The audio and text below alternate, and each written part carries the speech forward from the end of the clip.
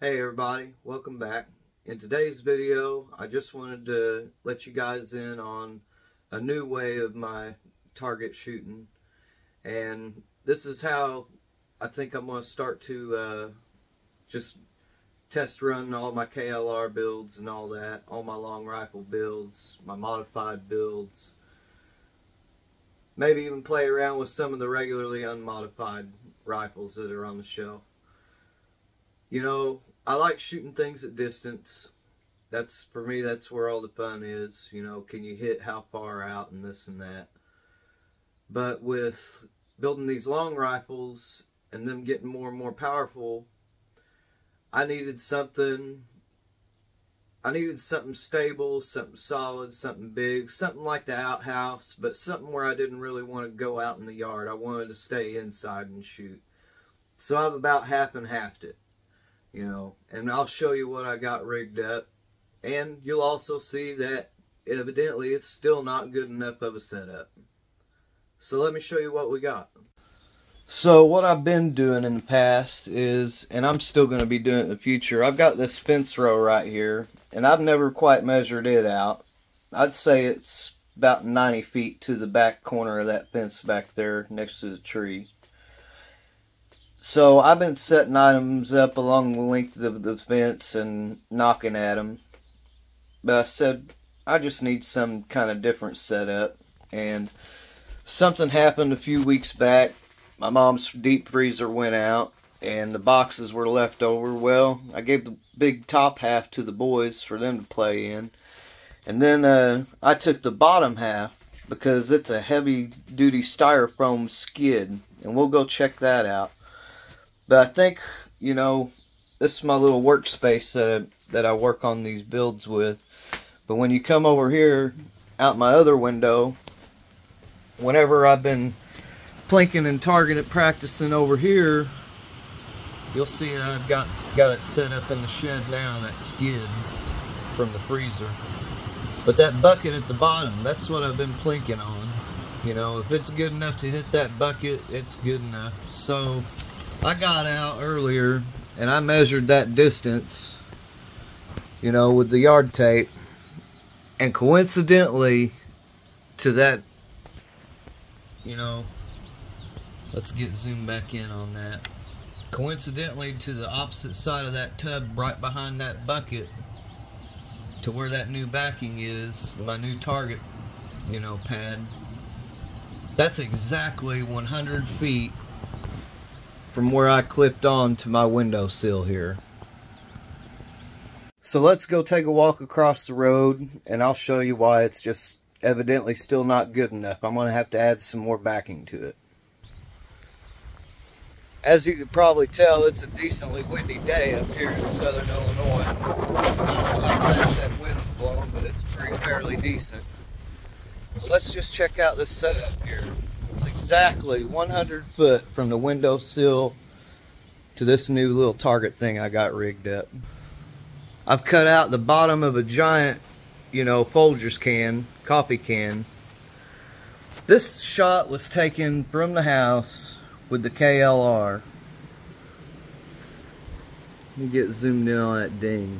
That's a ding there, and that's a 100-foot shot with this thing. So what was happening was, you know, here's a hole here. I think there's one up around here. But we'll come around and look at the back. This is what I got holding it straight up with. You come here. This is 1.5 inches, I'd say. This is 1.5 inches thick, solid styrofoam, and then on top of that, the BB's got to get through this. The BB's got to get through this, you know, kind of duct tape-ish looking, but it's still thick. It's like a tarp vinyl material. It's going all the way through there from 100 foot. So that's why it's so important to wear your safety glasses whenever you're out and about. But man, I just come out here and look at it. I said, dadgum, what else am I going to have to do to get this thing, get it a better backstop? You know, it is going through it, but I haven't found any holes in my fiberglass wall in the back. And we'll get zoomed in on from where I'm shooting, you know, from this distance to the house window that I'm shooting out of my little room. That's a pretty good little stretch, 100 foot exactly. The more and more I've been shooting this KLR, the numbers keep increasing on it. I took it apart, made sure everything was still in order, everything was seating in properly, and it has. But it's touching right above the 400s, you know, 400 on up to 420, somewhere in there, you know. And I'm going to set up the chronograph, and we're going to take a couple 100-foot distance shots and see if we could still lay on that coffee can lid, I guess.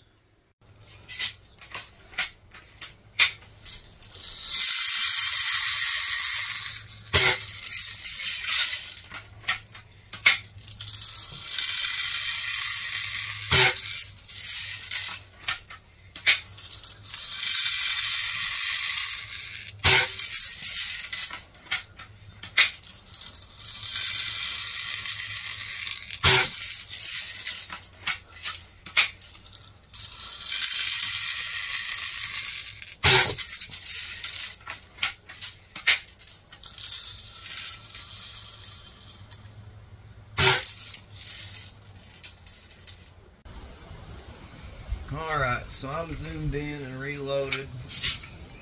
Let's see if we can't knock this disc through this wind.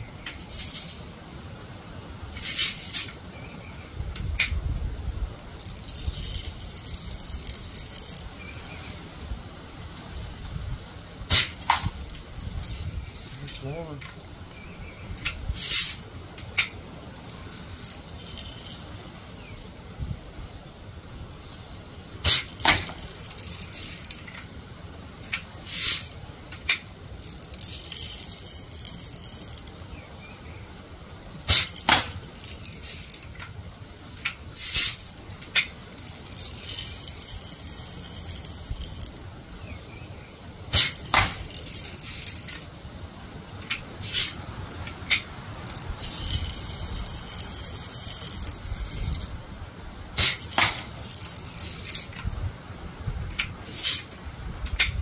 I can see that BB. It's walking down. The wind's playing with it a little bit. There it went.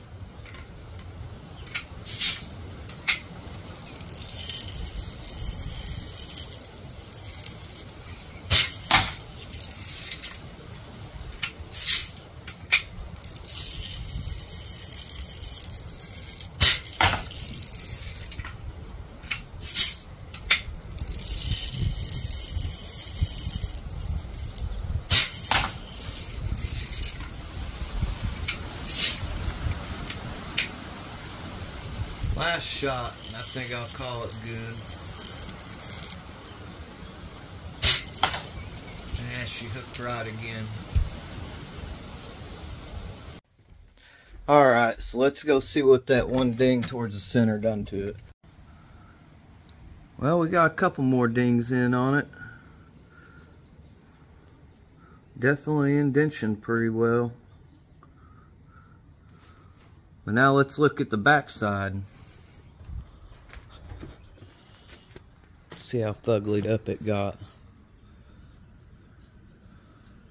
Yeah. Well, there you have it, guys. Maybe we'll get some better shots in on a calmer day. Until next time, I'll catch y'all later. Don't forget to like, share, and subscribe if you like my videos. I'll keep them coming at you regardless. Later, y'all.